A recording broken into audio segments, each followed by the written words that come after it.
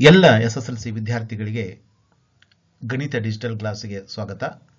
ಇವತ್ತಿನ ದಿನ 10ನೇ ತರಗತಿ ಗಣಿತ ಅಧ್ಯಾಯ 1 ವಾಸ್ತವ ಸಂಖ್ಯೆಗಳಲ್ಲಿ ಅಭ್ಯಾಸ 1.2 ಅನ್ನು ಬಿಡಿಸೋಣ. ಅಭ್ಯಾಸ 1.2 ನಲ್ಲಿ √5 ಒಂದು ಅಭಾಗಲಬ್ಧ ಸಂಖ್ಯೆ ಎಂದು ಸಾಧಿಸಿ ಐತಿ. ಸೊ ನಾನು ಹಿಂದಿನ ವಿಡಿಯೋದಲ್ಲಿ √2 ಮತ್ತು √3 ಅಭಾಗಲಬ್ಧ ಸಂಖ್ಯೆ ಎಂದು ಸಾಧಿಸೋದನ್ನು ಬಿಡಿಸಿದ್ವಿ. ಅದೇ ರೀತಿ ಇದನ್ನು ಸಹಿತ ಬಿಡಿಸಿದ್ರೆ ಮುಗಿದೋಯ್ತು. ಸೊ √5 ಒಂದು ಅಭಾಗಲಬ್ಧ ಸಂಖ್ಯೆ ಆಗಿತ್ತು, ಭಾಗಲಬ್ಧ. ಸೊ ನಾನು ಹೇಳಿದೆ ಅಭಾಗಲಬ್ಧ ಅಂತ ಸಾಧಿಸಬೇಕಾದ್ರೆ ಅದನ್ನು ಭಾಗಲಬ್ಧ ಅಂತ ಮೊದಲಕ್ಕೆ ನಾವು ಬರ್ಕೋಬೇಕು, ಪ್ರೂವ್ ಮಾಡೋಕೆ ಪ್ರಯತ್ನ ಮಾಡಬೇಕು. ಸರಿನಾ? ಸೊ ಹಂಗಾರೆ √5 p/q, pq belongs to z but q does not equal to 0 ಅಂತ ನಾವು ಮೊದಲಕ್ಕೆ ಬರ್ಕೋಬೇಕು. ಓಕೆ, ಈ ರೀತಿ ಬರ್ಕೊಂಡು ಸೇಮ್ ಎರಡೂ ಕಡೆ ಅಂದರೆ ಏನು, √5 ಐತಲ್ಲ, √5 p/q ಅನ್ನು ಎರಡೂ ಕಡೆ ವರ್ಗಗೊಳಿಸಿದಾಗ, ಅಂದರೆ ಎರಡೂ ಕಡೆ ವರ್ಗಗೊಳಿಸಿದಾಗ ಇದನ್ನೇನಕತಿ, ಇದನ್ನ ಸ್ಕ್ವೇರ್ ಮಾಡೋದು ಮತ್ತು ಇದನ್ನೇ ಸ್ಕ್ವೇರ್ ಮಾಡೋದು. ಓಕೆ, ಸೊ ಅವಾಗ 5 √5 ಹೋಲ್ ಸ್ಕ್ವೇರ್ ಅಂತಂದ್ರೆ √2 ಮತ್ತು √5 ಹೋಲ್ ಸ್ಕ್ವೇರ್ ಅಂತಂದರೆ, ಸೊ ಈ 2 ಮತ್ತು ಈ √2 ಕ್ಯಾನ್ಸಲ್ ಆಗ್ತದೆ. ಹೆಂಗಪ್ಪ ಅಂತಂದ್ರೆ, ಈಗ ನಾವು ಇದನ್ನು 5 ಅನ್ನು ಘಾತಾಂಕ ರೂಪದಲ್ಲಿ ಬರೆದ್ರೆ, √5ನ ಮಾಡಿದ್ರೆ ಅದನ್ನು ಇಂಟು 2 ಅಂತ ನಾವು ಮಾಡಿಕೊಂಡ್ರೆ, ಸೊ = 5 2/2 ಆಗುತ್ತೆ ಇದು. ಸೊ 2 ಗೆಟ್ ಕ್ಯಾನ್ಸಲ್, 5 ಅಷ್ಟೇ ಉಳಿತೈತಿ. ಸೊ ಅದಕ್ಕೆ 5 ಅಷ್ಟೇ ಉಳಿತೈತಿ. ಅಥವಾ √5 × √5 = 5 ಅಂತ. ಸೊ p² / ಅಂತ ಆಗ್ತದೆ. ಸೊ ಸೇಮ್, ಸೊ ಇದು 5 = p² / q². So 5q² = p² or p² = 5q². ಇದು ನೆನಪಿಟ್ಕೊಳ್ರಿ. ಓಕೆ, ನೆಕ್ಸ್ಟ್ ಈಗ ನಾವೇನು ಮಾಡ್ತೀನಿ ಅಂದರೆ, ಇಲ್ಲೇ 5q² = p ಅಂದ್ರೆ 5 p² ಅನ್ನು ಭಾಗಿಸ್ತದೆ. ಇಲ್ಲಿ ನೋಡ್ರಿ ಹೇಗೆ ಅಂತಂದರೆ, ಸೊ q² = 5ಅನ್ನು LHS ಕಡೆ ಇರ್ತಕ್ಕಂಥ 5ಅನ್ನು RHS ಕಡೆ ತಂದಾಗ ಅದು ಅದನ್ನೇನು ಮಾಡ್ತೈತಿ, p² ಅನ್ನು ಭಾಗಿಸ್ತದೆ. ಸೊ p² / 5 ಆಗುತ್ತೆ. ಸೊ 5 ಇದು p² ಅನ್ನು ಭಾಗಿಸಿದರೆ 5 p ಅನ್ನು ಸಹಿತ ಭಾಗಿಸ್ತದೆ. ನಾವು ಥಿಯರಮ್ನೊಳಗೆ ನೋಡಿದ್ದೇವೆ ಅದನ್ನು. ಓಕೆ, ನೆಕ್ಸ್ಟ್, ಆದ್ದರಿಂದ 5 p ಯ ಅಪವರ್ತನವಾಗಿದೆ. ಓಕೆ, ನೆಕ್ಸ್ಟ್ ಏನು ಮಾಡಬೇಕು, ಆದ್ದರಿಂದ p = 5r ಅಂತ ತಗೋಬೇಕು. p ಅಪವರ್ತನ ಆಗಿರೋದ್ರಿಂದ p = 5r ರಿಮೈಂಡರ್ ಅಂತೇಳಿ, ಸಾರಿ. ಸೊ ಈಗ ಅದನ್ನು ಏನು ಮಾಡ್ತೀನಿ ನಾನು, ಈ p = 5r ಅನ್ನು ಎರಡೂ ಕಡೆ ಸ್ಕ್ವೇರ್ ಮಾಡ್ತೀನಿ. ಇದನ್ನು ಸ್ಕ್ವೇರು ಇದನ್ನು ಸ್ಕ್ವೇರ್ ಮಾಡಬೇಕು.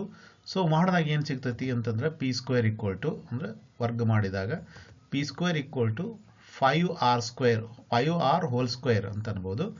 ಸೊ ಅದನ್ನು ಸ್ವಲ್ಪ ಇನ್ನೊಂದು ಸ್ಟೆಪ್ ಮುಂದೆ ಮಾಡಿದ್ರೆ ಏನಕ್ಕತಿ, p² = 25r². ಸೊ ನನಗೆ ಗೊತ್ತಿರೋ ಪ್ರಕಾರ p² = ಇಲ್ಲಿ ಬರ್ಕೊಂಡಿದೆ ನೋಡ್ರಿ, p² ಅಥವಾ ಇದನ್ನೇ ಉಲ್ಟಾ ಓದ್ತಾ ಇದ್ದೀನಿ, p² = 5q². ಸೊ ನಾನೇನು ಮಾಡ್ತೀನಿ, p² ಇದ್ದಲ್ಲಿ 5q² ಆ್ಯಡ್ ಮಾಡ್ತೀನಿ. ಸೊ ಅವಾಗ ಏನಾಗ್ತದೆ, ಇದನ್ನು ಸಿಂಪ್ಲಿಫೈ ಮಾಡಿದಾಗ ಸೊ ಏನಾಗ್ತೈತಿ, 5q² = 25r².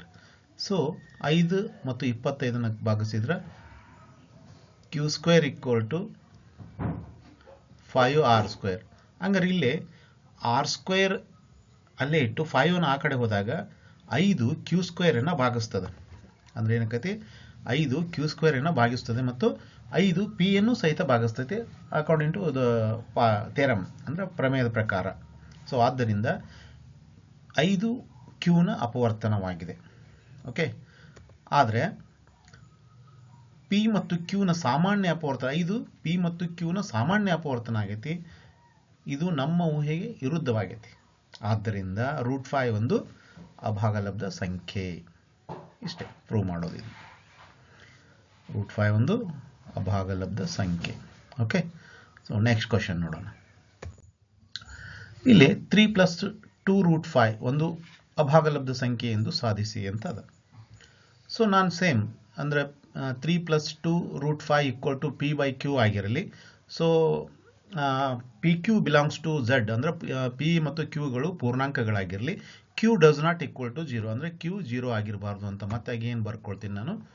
ಸೊ ನೆಕ್ಸ್ಟ್ ಏನು ಮಾಡ್ತೀನಿ, ಸೊ ಇಲ್ಲಿ 2√5 ಅಲ್ಲೇ ಇಟ್ಟು 3 ಆ ಕಡೆ ಹೋದಾಗ ಅದು ಮೈನಸ್ ಆಗ್ತೈತೆ. ಸೊ ಅದನ್ನು ಸಿಂಪ್ಲಿಫೈ ಮಾಡಿದಾಗ ಸೊ ಇದೇನಾಗ್ತೈತೆ ಅಂತಂದರೆ P - 3Q divided by Q ಆಗುತ್ತೆ. ಓಕೆ, ಆಮೇಲೆ ನಾನು 2 ಆ ಕಡೆ ತಂದಾಗ ಅದು ಡಿವೈಡೆಡ್ ಬೈ 2Q ಆಗ್ತೈತೆ ನೋಡ್ರಿ. ಸೊ 2 ಅಂದರೆ ಈ 2 ಆ ಕಡೆ ಹೋದಾಗ ಅದು Q ಗುಣಿಸ್ತೈತಿ. ಓಕೆ ಸರಿ, ನೆಕ್ಸ್ಟ್ ಹಂಗಾರೆ ಇಲ್ಲಿ P - 2Q ಮತ್ತು ಡಿವೈಡೆಡ್ ಬೈ 2Q ಒಂದು ಭಾಗಲಬ್ಧ ಸಂಖ್ಯೆ, ಆದರೆ √5 ಒಂದು ಅಭಾಗಲಬ್ಧ ಸಂಖ್ಯೆ. ಇದು ಅಸಾಧ್ಯ. ಯಾಕಂತಂದ್ರೆ ನಮ್ಮ ಊಹೆ ತಪ್ಪಾಗ್ತದೆ. ಯಾಕಂತಂದ್ರೆ √5 ಅನ್ನೋದೇನದಲ್ಲ ಅದೊಂದು ಅಭಾಗಲಬ್ಧ ಸಂಖ್ಯೆ. P/Q ಅದು ರೂಪದಲ್ಲಿ ಬರೋದೇ ಇಲ್ಲ, ಚಾನ್ಸೇ ಇಲ್ಲ ಅಂತ ಹೇಳ್ತೇವೆ. ಸೊ ಆದ್ದರಿಂದ 3 + 2√5 ಒಂದು ಅಭಾಗಲಬ್ಧ ಸಂಖ್ಯೆ. ಇಷ್ಟೇ. Next question. ಸರಿ, ಈಗ 3ನೇ ಲೆಕ್ಕದೊಳಗೆ 3 ಲೆಕ್ಕ ಇದ್ದಾವೆ. ಸೊ ಇಲ್ಲಿ ಕೆಳಗಿನ ಸಂಖ್ಯೆಗಳನ್ನು ಅಭಾಗಲಬ್ಧ ಸಂಖ್ಯೆಗಳೆಂದು ಸಾಧಿಸಿ ಅಂತ ಹೇಳಿದ್ದಾರೆ. ಸೊ ಅದರಲ್ಲಿ 1ನೇದ್ದು 1/√2. ಸೊ 1/√2 ಒಂದು ಭಾಗಲಬ್ಧ ಸಂಖ್ಯೆ ಆಗಿರಲಿ. ಸೊ ನಾನು ಈ 1/√2ನ ಸ್ವಲ್ಪ ಚೇಂಜ್ ಮಾಡಿ ಬರ್ಕೋತೀನಿ, ಅಕರ್ಣೀಕರಣ ಮಾಡ್ತೀನಿ. 1/√2 ಇಂಟು √2 ಡಿವೈಡೆಡ್ ಬೈ √2 ಅಂತ ಮಾಡ್ಕೋತೀನಿ. ಅವಾಗ ಅದು ಏನಾಗ್ತೈತಿ ಅಂತಂದ್ರೆ 1 × √2 = √2, √2 ಇಂಟು √2, √2 ಇಂಟು √2 = 2 ಅಂದರೆ √2/2 ಆಗ್ತದೆ. ಸರಿನಾ? ಅಂದರೆ 1/√2 = p/q ಅಂತ ಮಾಡ್ಕೊಂಡಿದ್ದನ್ನು ನಾನೇನು ಮಾಡಿದೆ, √2/2 ಅಂತ ಮಾಡಿಕೊಂಡೆ. √2/2 = p/q ಆದರೆ ಸೊ ಏನದು √2/2 = p/q ಆದರೆ ಸೊ ಈ √2 ಈ 2 ಆ ಕಡೆ ಹೋದಾಗ 2p ಡಿವೈಡೆಡ್ ಬೈ q ಆಗ್ತದೆ. 2p ಡಿವೈಡೆಡ್ ಬೈ q ಆಗ್ತದೆ. ಹಂಗಾರೆ 2p ಡಿವೈಡೆಡ್ ಬೈ q ಇದೊಂದು ಭಾಗಲಬ್ಧ ಸಂಖ್ಯೆ, ಆದರೆ √2 ಒಂದು ಅಭಾಗಲಬ್ಧ ಸಂಖ್ಯೆ. ಇದು ಅಸಾಧ್ಯ. ಹೇಗೆ ಸಾಧ್ಯ ಆಗ್ಲಿಕ್ಕೆ ಸಾಧ್ಯನೇ ಇಲ್ಲ. ಸೊ ಆದ್ದರಿಂದ ಏನು ಮಾಡ್ತೇವೆ, ನಮ್ಮ ಊಹೆ ತಪ್ಪಾಗಿದೆ. ಸೊ 1/√2 ಒಂದು ಅಭಾಗಲಬ್ಧ ಸಂಖ್ಯೆ. ಓಕೆ, 1/√2 ಒಂದು ಅಭಾಗಲಬ್ಧ ಸಂಖ್ಯೆ. ಸ್ವಲ್ಪ ಇಲ್ಲಿ ಚೇಂಜ್ ಆಗಿದೆ, ಚೇಂಜ್ ಮಾಡ್ಕೊರಿ. 1/√2 ಒಂದು ಅಭಾಗಲಬ್ಧ ಸಂಖ್ಯೆ. ಓಕೆ, ನೆಕ್ಸ್ಟ್ ಪ್ರಾಬ್ಲಮ್ ಯಾವುದು, 7√5. ಸೊ ಹಿಂದಿನ ವಿಡಿಯೋದಲ್ಲಿ ಬಿಡಿಸಿದ್ದೀವಿ, ನೋಡ್ಕೊಡ್ರಿ. ಸ್ವಲ್ಪ ಏನು ಮಾಡಿದ್ರೆ 7√5 ಒಂದು ಭಾಗಲಬ್ಧ ಸಂಖ್ಯೆ ಅಂತ ಆಗಿರಲಿ. 7√5 ಒಂದು ಭಾಗಲಬ್ಧ ಸಂಖ್ಯೆ ಆಗಿರಲಿ. ಸೊ 7√5 = p/q ಅಥವಾ PQ belongs to Z, Q does not equal to 0. ಇದು ಆ್ಯಸ್ ಇಟ್ ಈಸ್ ಬರೀಬೇಕು. ಸೊ ನೆಕ್ಸ್ಟ್, ಸೊ 7 ಆ ಕಡೆ ಹೋಗ್ಬೇಕು. ಅವಾಗ ಏನಾಗ್ತೈತಿ, √5 = p/7q ಆಗ್ತದೆ. ಸೊ ಇಲ್ಲಿ 7 √5 ಐತೆಲ್ಲ, ಇದನ್ನ p/q ಅಂತ ನಾನು ಬರೆದೆ. ಸೊ ಇಲ್ಲಿ √5 ಅಷ್ಟೇ ಇಲ್ಲಿ ಇಟ್ಟು, ಸೊ 7 ಆಚೆ ಕಡೆ ಹೊಡೆದ್ರೆ p/7q ಆಗತ್ತೆ. ಓಕೆ, 7q ಆದರೆ ಹಂಗಾದ್ರೆ p/q ಒಂದು ಭಾಗಲಬ್ಧ ಸಂಖ್ಯೆ ಆಯಿತು. ಈಗ ಅಂದ್ರೆ p/7q ಒಂದು ಭಾಗಲಬ್ಧ ಸಂಖ್ಯೆ ಆಯಿತು. ಆದರೆ √5 ಒಂದು ಏನಾಗಿದೆ, ಅಭಾಗಲಬ್ಧ ಸಂಖ್ಯೆ. ಹಂಗಾರೆ ಇದು ಅಸಾಧ್ಯ. ಆದ್ದರಿಂದ ನಮ್ಮ ಊಹೆ ತಪ್ಪಾಗಿದೆ.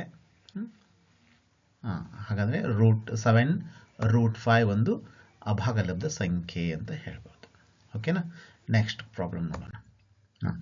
ಇಲ್ಲಿ 6 + √2.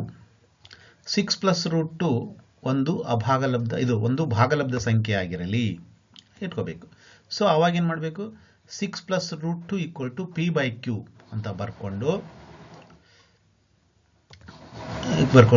PQ belongs to Z, Q does not equal to 0 ಅಂತ ಹೇಳಿ, ಸೊ 6 ಆ ಕಡೆ ಒಯ್ಯಬೇಕು. ಅವಾಗ ಏನಾಗ್ತದೆ, so 6 plus root 2 equal to P by Q. So ಇದನ್ನ root 2 equal to P by Q minus 6 ಆಗುತ್ತೆ. ಸೊ ಏನಾಗ್ತದೆ ಆನ್ಸರು ಅಂತಂದರೆ P minus 6q divided by Q ಆಗ್ತದೆ. ಹೌದಾ? ಸರಿ, ನೋಡೋಣ. ಡಿವೈಡೆಡ್ ಬೈ ಕ್ಯೂ ಆಗ್ತದೆ. ಹಾಗಾದ್ರೆ P minus 6q divided by Q ಒಂದು ಭಾಗಲಬ್ಧ ಸಂಖ್ಯೆ ಆಗ್ತದೆ, ಆದರೆ ರೂಟ್ 2 ಒಂದು ಅಭಾಗಲಬ್ಧ ಸಂಖ್ಯೆ. ಇದು ಅಸಾಧ್ಯ. ಆದ್ದರಿಂದ ನಮ್ಮ ಊಹೆ ತಪ್ಪಾಗೈತಿ. ಸೊ ರೂಟ್ 2 ಅಂದರೆ 6 ಪ್ಲಸ್ ರೂಟ್ 2 ಒಂದು ಅಭಾಗಲಬ್ಧ ಸಂಖ್ಯೆ. ಸರಿ, ಈ ಅಭ್ಯಾಸ ಬಹಳ ಈಸಿ ಅದ. ಈಸಿಯಾಗಿ ಮಾರ್ಕ್ಸನ್ನು ತೆಗೆದುಬಹುದು ಇದರಲ್ಲಿ. ಯಾಕಂದರೆ ಇವೆಲ್ಲ ಇದು 2 ಮಾರ್ಕ್ಸಿಂದು. ನಿಮ್ಮ 3 ಮಾರ್ಕ್ಸಿಂದು ಅಂತಂದ್ರೆ ರೂಟ್ 2 ರೂಟ್ 3 ಏನದವಲ್ಲ, ಅಲ್ಲಿ 3 ಮಾರ್ಕ್ಸಿನ ಪ್ರಶ್ನೆ ಕೇಳ್ತಾನೆ. ಈ ಸಲ ಇವನು 2 ಕೇಳೋ ಚಾನ್ಸಸ್ ಅದ 5 ಮಾರ್ಕ್ಸಿಗೆ. ಸೊ ದಯವಿಟ್ಟು ಪ್ರಾಕ್ಟೀಸ್ ಮಾಡಿರಿ, ತಿಳ್ಕೊಳ್ರಿ. Okay, thank you. ಎಲ್ಲರಿಗೂ ಧನ್ಯವಾದ. ಮತ್ತೆ ಮುಂದಿನ ಪಾಠದ ವಿಡಿಯೋಗೆ ನೋಡೋಣ.